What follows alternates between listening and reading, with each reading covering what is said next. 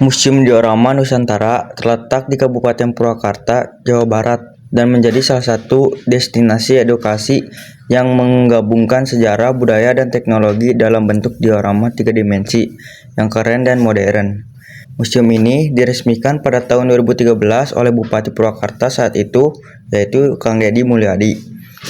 Tujuannya adalah memperkenalkan sejarah bangsa Indonesia, mulai dari masa prasejarah, kerajaan, penjajahan, kemerdekaan, hingga pembangunan kepada generasi muda dengan cara lebih menarik dan mudah dipahami.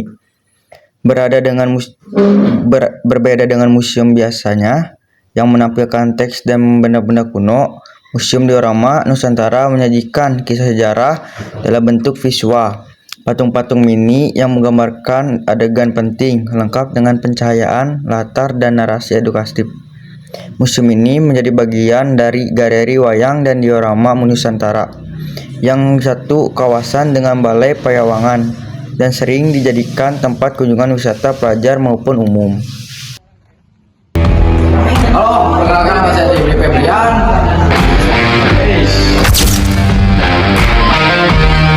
Halo teman semuanya, perkenalkan nama saya Kaldi.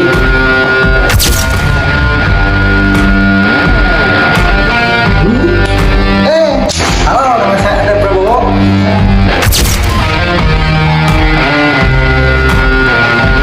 Halo semuanya, perkenalkan nama saya Muhammad Hakim.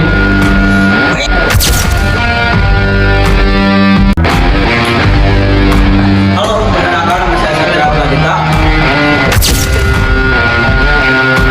Halo, perkenalkan nama saya Dudanto. Halo, perkenalkan nama saya Riki Mulyadi. Assalamualaikum warahmatullahi wabarakatuh. Oke, sekarang kita udah ada di Museum Diorama. Di sini kita akan menjelaskan tentang sejarah manusia purba. Edisi adalah tentang sejarah manusia. Oke guys, sekarang kita ada di Museum Diorama. Mari kita turun dulu untuk sedikit. Oh, di sini ada apa, Pak? Di sini ada sebaran manusia purba di dunia. Tuh, lihat. Jadi ada gambar-gambarnya ke dunia-dunia, sebar-sebar kemana aja. Ada ke Amerika Utara, Australia, Afrika, dan lain-lain. Lanjut ke ruangan kedua. Oke, di sini ada sebaran manusia purba di Indonesia. Di sini fosil Homo erectus banyak ditemukan di Afrika Timur, Asia, dan Eropa. Tuh, bentuknya kayak gini, rangka-rangkanya. Sekarang kita membaca tinggalan budaya zaman Paleolitikum yang disebut istilah zaman Paleolitikum atau zaman batu tua karena hasil-hasil kebudayaan digunakan sebagai alat bantu dalam kehidupannya berupa batu-batuan yang sebelum dibentuk dan belum dihaluskan. Nah, jadi ini dulu bikin rumah itu pakai batu-batuan. Batu-batunya bisa dari kali, bisa dari gunung. Di sini fosil-fosil batu zaman dulu. Langsung aja ke ruangan berikutnya. Let's go. Nah, kehidupan manusia zaman dulu itu ada di dalam gua. Di beberapa gua di Indonesia terdapat tanda-tanda adanya kehidupan manusia masa prasejarah berupa alat yang ditemukan pada lantai gua yang merupakan peninggalan mereka. Contohnya seperti ini, ada kapak, alat masak, terus ada alat batu, kapak genggam, alat masak dari tulang dan tanduk, terus alat masak Mesolitik dari kerang, lalu alat masak Mesolitik dari kerang juga. Langsung saja ke ruangan yang berikutnya. Nah, di situ ada figur pertama kali manusia purba menemukan api. Nih, mukanya agak mirip sama nopal ya guys, emang.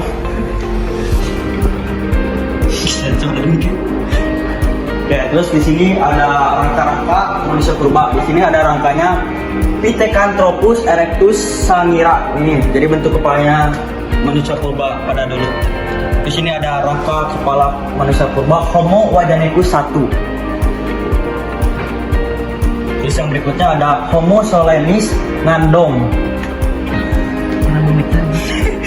Di sini ada alat batu Paleolitik kapak primibas. Kuburan batu. Masa Megalitikum adalah masa manusia pada masa ini telah dapat menciptakan bangunan-bangunan besar dari batu. Contohnya adalah sarkofagus dan kubur batu atau kuburan manusia. dolmen atau kuburan manusia juga, menhir atau batu tinggi untuk pemujaan, dan punden berundak atau tempat ibadat. Contohnya seperti ini. Nah, selain itu, mereka membuat tempat pemujaan roh nenek moyang yaitu dolmen. Karena budaya semakin kompleks, mereka membuat moko, alat bunyi-bunyian yang membantu menjalankan ritualnya. Oke, sekarang kita ada di salah satu keunikan dari Museum Biorama, yaitu ada kayak alat digital buat menjelaskannya. Di sini bisa ada persebaran manusia purba. Kita aja. Nah, jadi di sini ada videonya. Terbentuknya Kepulauan Nusantara. Bisa dibaca, pada masa Paleolitik, Kepulauan Nusantara belum terbentuk seperti saat ini. Pada masa ini, bumi hanya memiliki dua benua, yaitu Eropa dan Asia, dan Gondwana, Australia, Amerika, dan India. Terus di sini juga masih banyak lagi kayak sebaran Homo erectus, Pandaran Sunda dan Pandaran Sahu, dan lain-lain. Nah, di sini saya akan menjelaskan tentang sebaran manusia purba di Indonesia dan sebaran Homo erectus. Selain itu, kita juga bisa nemuin berbagai macam manusia purba di Indonesia, yaitu ada Megatopus paleojavanicus, Pithecanthropus erectus, dan Homo erectus yang ditemukan di 3 daerah.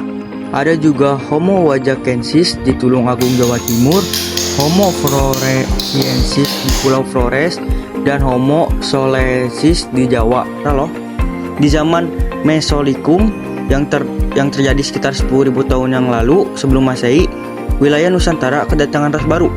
Ada Romelensoid dan ras Mongoloid yang datang dari Asia Tenggara. Terus, apa yang terjadi sama manusia purba sebelumnya?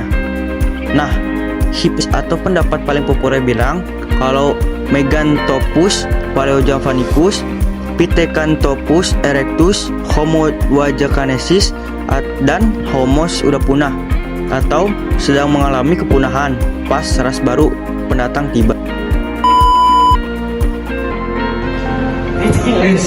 Teman-teman jangan lupa datang ya ke diorama yang berlokasi di Jalan Singgawinata, Negeri Tengah, Kecamatan Purwakarta, depan PLN. Nah, di sini itu bukanya dari jam 9 pagi sampai jam 1 siang. Untuk harga tiket masuknya hanya 5.000. Kalian bisa menikmati beragam budaya yang ada di tempat sini. Lokasinya nanti ada di bawah ya. Sekian yang kami. Wassalamualaikum warahmatullahi wabarakatuh.